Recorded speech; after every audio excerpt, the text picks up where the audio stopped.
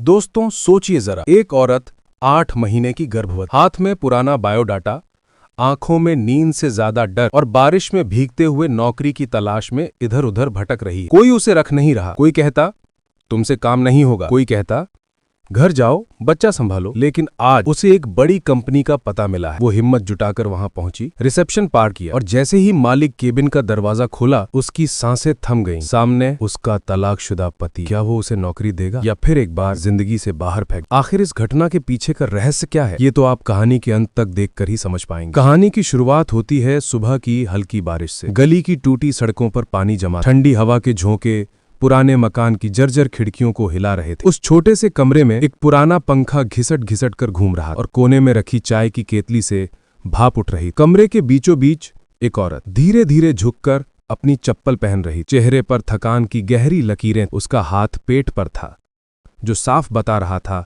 कि उसके भीतर एक जिंदगी पल रही। काव्या सिर्फ 28 साल, लेकिन पिछले कुछ सालों के बोझ ने उसे वक्त से बहुत आगे पहुंचा दिया। खिड़की के बाहर बारिश की बूंदें ऐसे गिर रही थीं जैसे आसमान भी किसी दर्द में रो रहा हो। काव्या ने पुराना दुपट्टा सिर पर डाला, पर्स में कुछ सिक्के रखे और बाहर निकलने लगी। दरवाजा बंद करते वक्त उसकी नजर एक पुराने फोटो फ्रेम पर पड़ी। फोटो में वो और एक आदमी खड़े थे, दोनों मुस्कुरा रहे थे। वो था आदित्य, उसका तलाकशुदा पति, जिसने उससे प्रेम करके शादी की थी और जिसने उसे जिंदगी के सबसे कठिन मोड़ पर छोड़ दिया था। 3 साल पहले दिल्ली की भीड़ भरी सड़कों पर एक छोटी सी कैफे में उनकी पहली मुलाकात हुई थी। आदित्य एक मार्केटिंग कंपनी में सीनियर था और काव्या ने उसी कंपनी में नई नई ज्वाइनिंग की थी। काम के सिलसिले में बातें शुरू हुईं, फिर मुलाकातें बढ़ीं और एक दिन दोनों एक दूसरे की जिंदगी बन गए। चाय, कॉफी, फिल्में और फिर एक दिन। शुरुआत में सब कुछ अच्छा था। हर सुबह मुस्कान के साथ पीती, हर शाम एक दूसरे की बातों में। लेकिन वक्त कब बदल गया काव्या समझ ही नहीं पाई। आदित्य का बिजनेस धीरे धीरे डूबने लगा। पैसों की तंगी ने रिश्ते की बुनियाद हिला दी। छोटी छोटी बातों पर झगड़े शुरू हो गए और एक दिन गुस्से में आदित्य ने कहा, तुम मेरी जिंदगी की सबसे बड़ी गलती हो। उस एक वाक्य ने सब कुछ तोड़ दिया। उस रात बिना कुछ कहे काव्या ने अपना छोटा सा बैग उठाया और मायके लौटा। लेकिन वहां भी उसके लिए कोई जगह नहीं। माँ बाप पहले ही गुजर चुके थे और भाई को उसकी मौजूदगी अब बोझ लगने लगी। कुछ हफ्तों बाद कोर्ट में तलाक हो गई। आदित्य के चेहरे पर कोई भाव नहीं था और काव्या ने भी बिना आंसू बहाए कागज पर दस्तखत कर दिए। अब वो अकेली, 8 महीने की गर्भवती, बिना सहारे, बिना साथ, सिर्फ एक पुराना कमरा, कुछ बर्तन और उसके पेट में पल रहा उसका बच्चा। मां बनने का सुख अब उसके लिए एक जंग बन चुका था। उस दिन जब वो बारिश में निकली, उसके मन में सिर्फ एक ही बात थी, मुझे नौकरी चाहिए, चाहे कुछ भी हो जाए। पहला ठिकाना पास की एक बेकरी। वो अंदर गई, मैनेजर से मिली, लेकिन उसने हंसते हुए कहा, मैडम यहां केक उठाने पड़ते हैं, आपसे नहीं होगा। दूसरा ठिकाना एक सिलाई का छोटा कारखाना। वहां मालिक बोला, बेटा जब बच्चा होगा तो छुट्टी लोगी, हमें ऐसे लोग नहीं चाहिए। तीसरा ठिकाना एक किराने की दुकान। दुकानदार ने बिना देखे ही मना कर दिया, तुम्हें घर पर आराम करना चाहिए, काम नहीं। हर जगह से ना सुनकर उसके कदम और भारी हो गए। बारिश थम चुकी थी, लेकिन उसके भीतर का तूफान और बढ़ रहा था। वो बस स्टैंड पर जाकर बैठ गई, थकी हुई, भीगी हुई, लेकिन हारी नहीं। काव्या ने अपने पेट पर हाथ रखा, हल्के से सहलाते हुए फुसफुसाई, बेटा मम्मी हार नहीं मानेगी, हम दोनों जीतेंगे। उसी वक्त उसके बगल में बैठी एक बुजुर्ग महिला ने पूछा, बिटिया इतनी बारिश में कहाँ जा रही हो? काव्या ने मुस्कुराने की कोशिश की, काम ढूंढ रही हूं अम्मा। अम्मा ने सिर हिलाया, काम मिलेगा, बस हिम्मत मत छोड़ना। फिर उन्होंने अपने थैले से एक मुड़ा हुआ पन्ना निकाला और उसकी ओर बढ़ाया। ये देखो, एक बड़ी कंपनी है, मालिक सख्त है, पर अगर दिल छू जाए तो काम दे देता है। काव्या ने वह कागज जेब में रखा और अगले दिन वहां जाने का निश्चय किया। अगली सुबह बारिश अब थम चुकी थी, लेकिन हवा में ठंडक बाकी थी। काव्या उसी कंपनी के गेट के सामने खड़ी थी। दिल जोर जोर से धड़क रहा था, आंखों में डर भी था और उम्मीद भी। वह अंदर गई, रिसेप्शन पर जाकर बोली, मैं नौकरी के लिए आई हूं, कृपया बॉस से मिलने दीजिए। रिसेप्शनिस्ट ने उसे संदेह से देखा, मैडम हमारे बॉस बहुत सख्त हैं, पता नहीं रखेंगे भी या नहीं। फिर भी कुछ मिनट बाद इंटरकॉम की घंटी बजी और उसे अंदर बुला लिया गया। केबिन का दरवाजा खुला और जैसे ही उसने सामने देखा, उसका दिल रुक गया। वह वही था, आदित्य, उसका पूर्व पति। पल भर में जैसे वक्त थम गया। काव्या के हाथ में पकड़ा बायोडाटा कांपने लगा और उसके भीतर किसी ने जैसे पुराने जख्मों पर नमक छिड़क दिया हो। सामने बड़े से टेबल के पीछे बैठा था आदित्य, वह आदमी जो कभी उसकी दुनिया था और जिसने उसी दुनिया को उजाड़ दिया था। आदित्य ने चश्मा उतारा, उसे ऊपर से नीचे तक देखा और हल्की सी भौहें चढ़ाईं। तुम? उसकी आवाज में हैरानी कम, ठंडापन ज्यादा था। काव्या ने गहरी सांस ली और उसकी आंखों में देखकर कहा, हाँ, मैं नौकरी के लिए आई हूं। आदित्य ने कुर्सी पर पीछे झुकते हुए एक धीमी कड़वी हंसी छोड़ी। तुम? नौकरी? इस हालत में? उसकी नजर सीधे काव्या के पेट पर गई। कुछ पल का सन्नाटा छा गया, लेकिन काव्या के भीतर तूफान उमड़ रहा था। काव्या के कानों में अब भी वही शब्द गूंज रहे थे। 3 साल पहले आदित्य ने गुस्से में कहा था, तुम मेरे लिए सिर्फ एक बोझ हो। आज वही बात जैसे हवा में तैर रही थी। काव्या ने गहरी सांस ली, आंखों में ठहराव और आवाज में दृढ़ता थी। हां, इस हालत में भी, क्योंकि मेरे पेट का बच्चा मोहताज नहीं होगा और मैं भी नहीं। आदित्य ने मेज पर रखी फाइल उठाई, उसका बायोडेटा खोला और ठंडी आवाज में बोला, हमारी कंपनी में सख्त नियम है। यहां काम करने के लिए पूरी तरह फिट होना पड़ता है और इज्जत कमाई जाती है।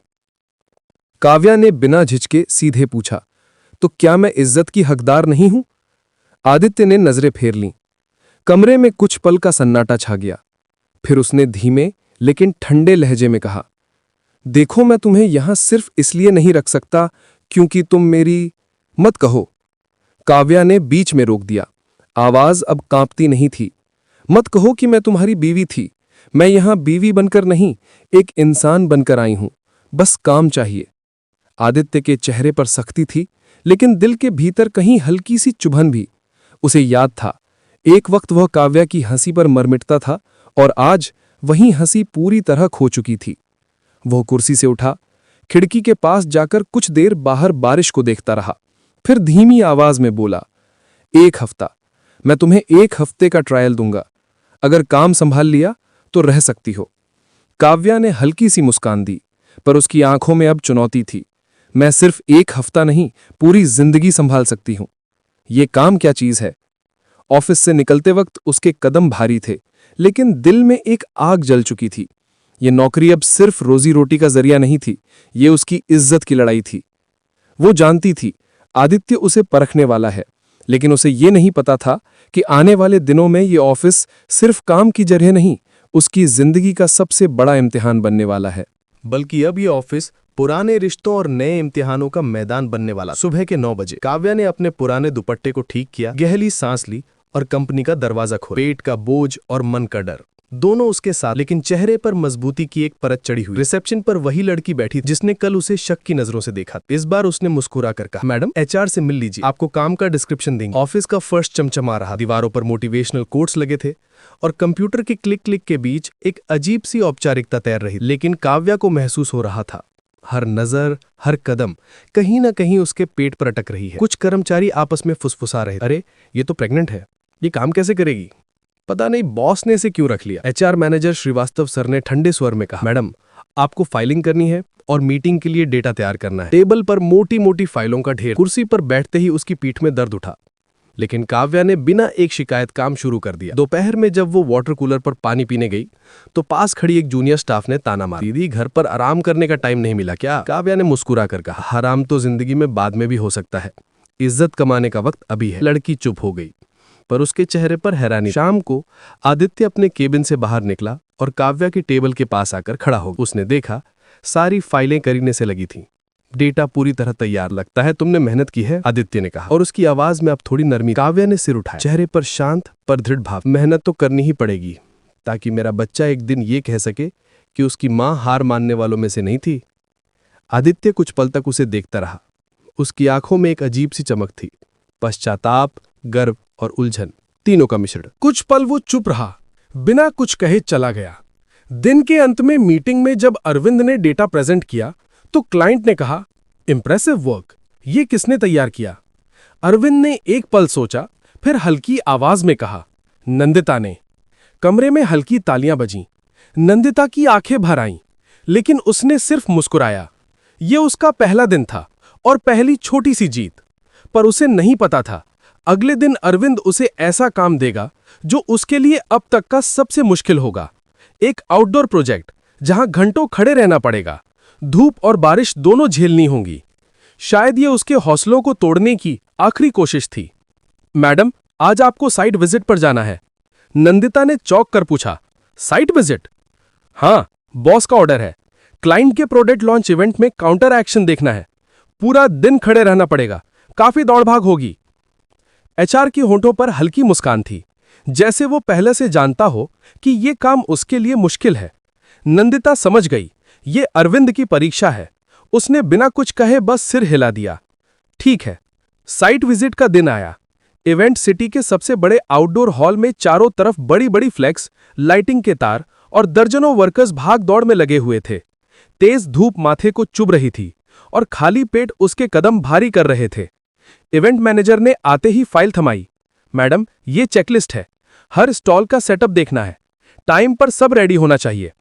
नंदिता ने पानी की बोतल से एक घूंट लिया और काम में जुट गई। हर स्टॉल पर जाके वर्कर्स से बात करती, सामान चेक करती, टाइम नोट करती। पेट में दर्द उठ रहा था, पीठ में भी खिंचाव था, लेकिन उसने रुकना मंजूर नहीं किया। दोपहर 2 बजे सूरज सिर के ठीक ऊपर था। पसीना उसके माथे से टपक रहा था। एक वर्कर बोला, मैडम आप बैठ जाइए, आपकी हालत में इतना काम ठीक नहीं।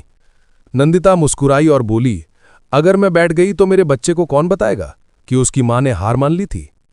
शाम के 5 बजे इवेंट का टाइम करीब आ गया था। क्लाइंट पहुंचा, चारों तरफ भीड़ थी, सारे स्टॉल, लाइटिंग्स और साउंड परफेक्ट थे। तभी अरविंद भी वहां पहुंचा। उसकी नजर सबसे पहले नंदिता पर पड़ी, जो पसीने से तरबतर थी, लेकिन पूरी शिद्दत से काम पूरा कर रही थी। अरविंद ने देखा वो थकी हुई थी, लेकिन उसकी आंखों में वही जिद थी जो उसने 3 साल पहले देखी थी। क्लाइंट ने आगे बढ़कर कहा, अरविंद, इवेंट परफेक्ट है, ये किसने मैनेज किया? अरविंद कुछ पल चुप रहा, फिर भीड़ के सामने बोला, ये हमारी टीम की नई मेंबर नंदिता। कमरे में तालियां गूंज उठीं, लेकिन इस बार अरविंद की नजर में एक अलग चमक थी। शायद सम्मान की, शायद गर्व की, या शायद किसी पुराने एहसास की। रात में जब ऑफिस लगभग खाली था, नंदिता फाइलें समेट रही थी। तभी अरविंद अंदर आया। तुमने आज बहुत अच्छा काम किया, उसने कहा। नंदिता ने बिना देखे जवाब दिया, काम तो करना ही था। ये नौकरी मुझे जरूरत से मिली है, एहसान से नहीं। अरविंद कुछ पल चुप रहा, फिर धीरे से बोला, नंदिता तुम्हें घर छोड़ दूं? नंदिता ने उसकी तरफ देखा। मैं घर खुद जा सकती हूं, अब मैं किसी पे बोझ नहीं। उसकी आवाज में ठंडापन था, लेकिन अंदर कहीं एक हल्की सी टीस जरूर थी। अरविंद ने कुछ कहना चाहा, पर शब्द जैसे गले में अटक गए। कुछ दिन बाद ऑफिस में एक बड़ी मीटिंग थी। कंपनी को करोड़ों का कॉन्ट्रैक्ट चाहिए था, लेकिन क्लाइंट बहुत मुश्किल इंसान था। अरविंद ने टीम की तरफ देखा, ये प्रेजेंटेशन कौन देगा? सब पीछे हट गए। तभी नंदिता ने कहा, मैं दूंगी। अरविंद चौंक गया, तुम? हां, उसने दृढ़ स्वर में कहा, मुझे एक मौका चाहिए। अरविंद के मन में सवाल था, क्या ये वही नंदिता है जिसे उसने 3 साल पहले जाना था? पहले जिसे कमजोर समझकर छोड़ दिया था, आज वही सबसे बड़ी उम्मीद बनकर सामने थी। मीटिंग का दिन, सुबह के 10 बजे। बोर्ड रूम में लंबा सा टेबल, दोनों तरफ कंपनी के सीनियर मेंबर्स बैठे थे। सामने क्लाइंट मिस्टर अग्रवाल, जो डील के लिए जितने मशहूर थे, उतने लिए सख्त मिजाज भी। अरविंद के मन में हल्की सी घबराहट थी, पर चेहरा पूरी तरह शांत रखा। नंदिता ने लैपटॉप खोला, गहरी सांस ली और स्लाइड्स शुरू की। सर, यह सिर्फ एक प्रोडक्ट नहीं, एक जिम्मेदारी है। उसकी आवाज में नरमी भी थी और भरोसा भी। वो सिर्फ आंकड़े और ग्राफ नहीं दिखा रही थी, बल्कि हर बात को एक कहानी की तरह जोड़ रही थी कि कैसे ये प्रोजेक्ट समाज में बदलाव ला सकता है, कैसे ये सिर्फ मुनाफा नहीं बल्कि भरोसा भी सिखाता है। क्लाइंट के चेहरे पर पहले सख्ती थी, फिर धीरे धीरे वो आगे झुककर सुनने लगा। टीम के लोग भी चुपचाप देख रहे थे। ये वही महिला थी जिसे कल तक शक की नजर से देखा जाता था। प्रेजेंटेशन खत्म होने के बाद मिस्टर अग्रवाल ने पानी पिया और मुस्कुरा कर कहा, मिस नंदिता, आपने मुझे सिर्फ एक आइडिया नहीं बल्कि एक विजन दिखाया है। डील पक्की। कमरे में तालियां गूंज उठी। अरविंद के चेहरे पर एक दुर्लभ सी मुस्कान आई।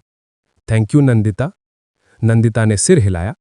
ये कंपनी की जीत है, मेरी नहीं। लेकिन अंदर कहीं उसका दिल धीरे से फुसफुसाया, देख अरविंद, मैं बोझ नहीं, ताकत हूं। ऑफिस से निकलते वक्त अचानक तेज बारिश शुरू हो गई। अरविंद ने कार रोकी। बैठ जाओ, छोड़ देता हूं। नंदिता ने मना किया, पर बारिश इतनी तेज थी कि सड़क पर खड़ा रहना मुश्किल था। वो चुपचाप कार में बैठ गई। बारिश की बूंदें शीशों पर गिरती रहीं और दोनों के बीच कुछ अनकहे शब्द तैरते रहे। गाड़ी में सन्नाटा था, सिर्फ वाइपर की आवाज और बारिश की बूंदें। अचानक अरविंद बोला, नंदिता, शायद उस वक्त मैं बहुत कमजोर था। गलती मेरी थी और गुस्सा तुम पर उतार दिया। नंदिता ने शीशे से बाहर देखा। बारिश अब भी गिर रही थी। धीरे से बोली, अरविंद, जिंदगी का हर घाव सिनाई से नहीं, समय से भरता है। कुछ पल खामोशी रही। अरविंद ने कुछ नहीं कहा, बस स्टीयरिंग पर उसकी पकड़ और कस गई। 2 हफ्ते बाद जिंदगी ने एक अनोखा मोड़ लिया। सुबह ऑफिस में मीटिंग चल रही थी। तभी रिसेप्शनिस्ट घबराई हुई अंदर आई। सर, मैम को अस्पताल ले गए हैं। अरविंद के हाथ से पेन गिर गया। क्या हुआ? लेबर पेन अचानक शुरू हो गया है। अरविंद बिना एक पल गंवाए गाड़ी की चाबी उठाकर अस्पताल की ओर भागा। वह वार्ड के बाहर खड़ा बेचैनी से इधर उधर टहल रहा था। उसके मन में बस एक ही बात गूंज रही थी, अगर आज कुछ हो गया तो मैं खुद को कभी माफ नहीं कर पाऊंगा।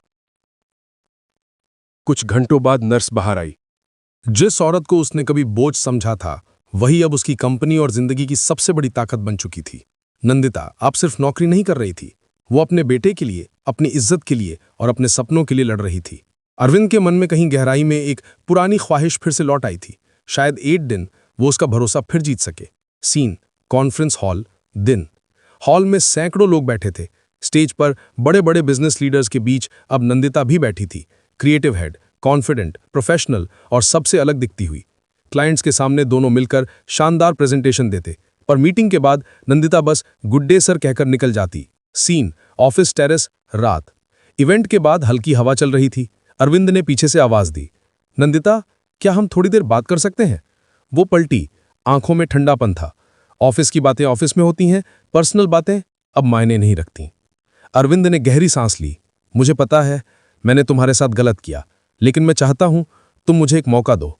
नंदिता हंसी। मौका? मौके तो तुमने तब गवा दिए थे जब मैं सबसे ज्यादा तुम्हें चाहती थी। वो मुड़ी और चली गई। अरविंद बस उसे जाते हुए देखता रहा, जैसे उसकी सांसें ठहर गई हों। सीन अगले दिन ऑफिस में तूफान। कंपनी के सबसे बड़े क्लाइंट ने अचानक कॉन्ट्रैक्ट कैंसिल कर दिया। बोर्ड मीटिंग में सबने अरविंद को घेर लिया। अगर ये डील वापस नहीं आई तो कंपनी को करोड़ों का घाटा होगा। अरविंद जानता था इस मुसीबत से निकलने का सिर्फ एक ही रास्ता है, नंदिता। लेकिन क्या वो उसकी मदद करेगी? सीन शाम। नंदिता के घर। दरवाजा नंदिता की मां ने खोला। हाथ में उसका छोटा बेटा था। अरविंद ने बेटे को देखा, उसकी आंखें पिघल गईं। कैसा है? मेरा मतलब तुम्हारा बेटा? मां ने हल्की मुस्कान दी। तुम अंदर आ सकते हो। नंदिता ड्राइंग रूम में बैठी थी, फाइल पर काम कर रही थी। अरविंद ने धीमी आवाज में कहा, मुझे तुम्हारी मदद चाहिए। संगीता की फाइलें खुली पड़ी हैं। स्क्रीन पर क्लाइंट का नाम चमक रहा है, राजेश। संकोच से, मुझे तुम्हारी मदद चाहिए। संगीता ठंडे स्वर में, और अगर मैं ना कह दूं तो? राजेश, तुम्हें मान लूंगा कि मैं सिर्फ तुम्हारा बॉस हूं, कभी कुछ और था ही नहीं। सन्नाटा। पंखे की आवाज। संगीता धीरे से फाइल उठाती है। मैं ये काम तुम्हारे लिए नहीं, कंपनी के लिए कर रही हूं। सीन 2 क्लाइंट मीटिंग अगले दिन।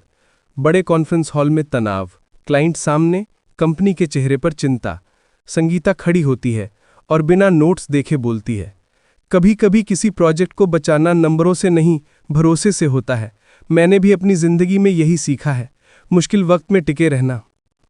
कमरे में सन्नाटा। क्लाइंट प्रभावित होता है। We will continue the contract. तालियों की आवाज। राजेश आगे बढ़ता है, यह जीत मेरी नहीं, संगीता की है। Scene 3 company anniversary night. लाइटें मंद, संगीत धीमा। राजेश स्टेज पर आता है। आज मैं सिर्फ एक बिजनेस उपलब्धि नहीं, एक सच बताना चाहता हूं। सारी नजरें उसकी ओर। 3 साल पहले मैंने एक औरत को छोड़ा था। वो मेरी पत्नी थी और गर्भवती थी। आज वही औरत मेरी कंपनी की जान है और मेरे बेटे की मां। सन्नाटा, कैमरों की फ्लैश, संगीता की आंखें नम। राजेश, मैं माफी नहीं मांगता, बस पूछता हूं, क्या हम फिर से शुरुआत कर सकते हैं? तालियां गूंज उठती हैं। संगीता धीरे से स्टेज पर आती है। शुरुआत करने के लिए माफी काफी नहीं होती, भरोसा चाहिए, जो टूटने में एक पल लगता है और बनने में जिंदगी। वो नीचे उतर जाती है। राजेश की आंखें वहीं ठहर जाती हैं। सीन 4, नया अध्याय। कुछ महीने बाद। नई conference. International client Vikram Arora, London से आया हुआ, स्मार्ट, शालीन और आत्मविश्वासी। विक्रम संगीता से, आपकी सोच अद्भुत है मिस संगीता। मुझे लगता है आप इस प्रोजेक्ट का चेहरा बन सकती हैं। राजेश दूर से सुनता है। चेहरे पर मुस्कान है, पर दिल में हल्की सी कसक भी। कॉफी मशीन की धीमी आवाज, शीशे के पार शाम की हल्की धूप। विक्रम टेबल पर झुककर मुस्कुराया। आप बहुत स्ट्रांग हैं संगीता। मैंने बहुत लोगों को टूटते देखा है, पर कोई इतना खड़ा नहीं रहा। संगीता हल्की मुस्कान के साथ, शायद जिंदगी ने सिखा दिया कि अगर खुद नहीं खड़े होंगे तो कोई खड़ा नहीं करेगा। विक्रम कुछ पल उसे देखता रहा। उसकी आंखों में प्रशंसा थी और कुछ और भी। दूर टेबल पर बैठा राजेश सब देख रहा था।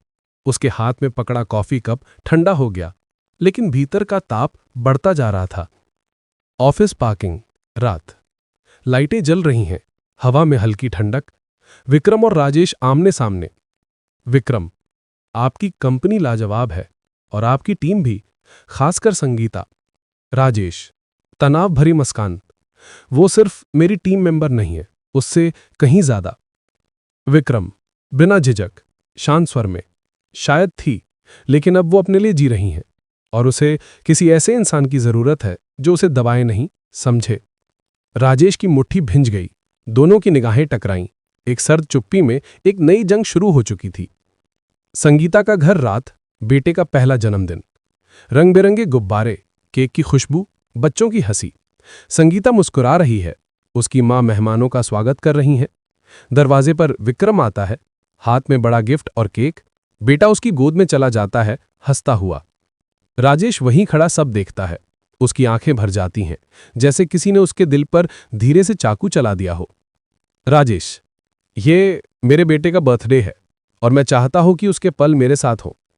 संगीता, शांत लेकिन ठंडे स्वर में, राजेश, ये मेरे बेटे का बर्थडे है।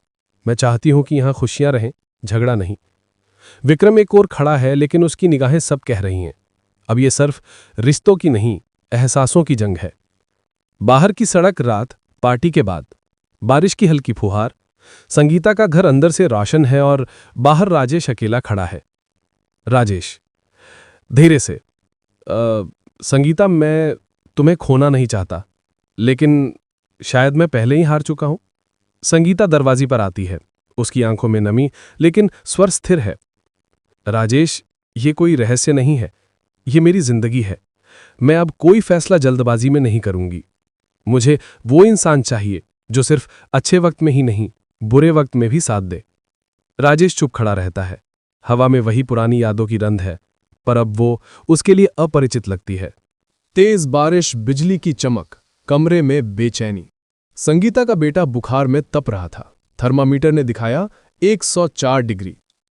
संगीता, घबराकर, डॉक्टर को कॉल किया है, पर रास्ते सब पानी से भरे हैं। विक्रम लंदन में था। कॉल जा रहा था, पर रिस्पॉन्स नहीं मिला। संगीता के हाथ कांप रहे थे। उसने एक पल सोचा, फिर फोन उठाया। राजेश। राजेश फोन पर बिना सोचे, मैं आ रहा हूं।